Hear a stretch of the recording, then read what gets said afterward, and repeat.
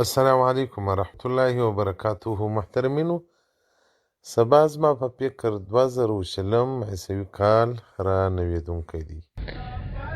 لکه څنګه چې مخکې د دې متعلق بیان در سره کړی و، ځکه موږ علما یو مسؤلیت لرو چې امت مسلمه ته د رسول الله صلی الله علیه وسلم او د صحابه کرام پیغام ورسوو. عمر رضی الله تعالی عنه فرمایي چې تاسو اجتناب وکړئ هغه د الله د دشمنانو چې هغه یهود او نصارا دي، د هغو په اخترانو کې شراکت مه کوئ، د هغو له اخترانو څخه ځان لرې وساتئ، ځکه د الله عذاب او قهر پر دوی نازلیږي. تاسو به ورپکښې وسوځل سئ، تاسې به ورپکښې برخمن سئ.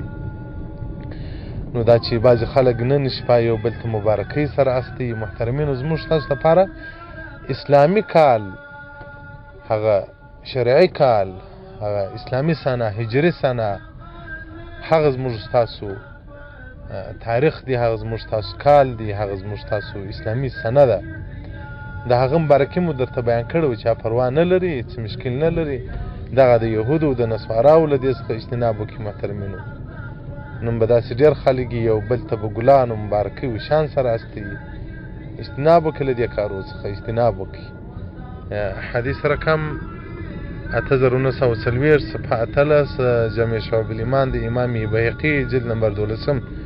نو محترمینو، دغه نن شپه او د سبا ورځ خورا د بعضې مؤمنان سرګرمي یو بل ته ګلان ګېډۍ شان استوي سره، په دې کې اجتناب وکړئ. له بنده مرغه موږ نوم د اسلام را باندې پروت دی، ابا و انا مو مسلمانان دي، موږ چمونه د کافرانو شروع کړي دي.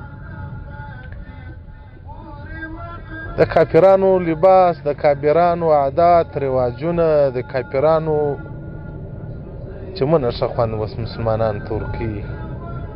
زموږ دپاره د رسول الله صلی الله علیه وسلم او د صحابه کرامو ژوند، د هغه هم سیرت دی هم صورت دی. زموږ نجات په هغه کې دی. تاسو اجتناب وکړئ محترمینو، اجتناب وکړئ. نو له دې مبارکیانو له دغو څخه ځانونه وساتئ. او په خارج کې کوم وروڼه دي په دغو ورځو کې خپل تلاوتونه وظیفې کوي، دوی د صلیب عبادت کوي، دوی د الله په نافرماني کې دي، په شراب په کباب اخته دي. تاسو الله ته لاس پورته کړئ چې یا ربه موږ په داسې ملکو کې یو چې هلته ستا عبادت نه کېږي، دوی ستا په مقابل کې د بل چا عبادت کوي او ستا نافرماني کوي. الله ورته وه موږ وبخښه د دغو بدو کې پراته یو، په بدو کې ژوند کوو، ته پر سجده پراته یو، الله موږ وبخښه. نو به م الله وبخښه. او دا که تاسې هم سهار په پتلانو په شم شو دی، که کلیم شو دی، دلته دی یو نوم پرې ایښی دی، که کلینټ شو دی، که ټرمپ شو دی، ولک خبره یم، خو که بوش شو دی، مرا چی شو؟ کلیم شاپ. زما دا شان هم نه دي زده. دا کلیم شاپ په دغه کې راووځي، ماره ورګډ سي. اجتناب وکړئ محترمینو.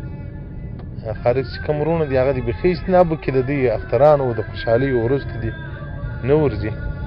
الله دې ستاسو او زموږ ژوند ټول پر شرایط برابر وګرځي. والسلام علیکم ورحمة الله وبرکاته. مغفرته.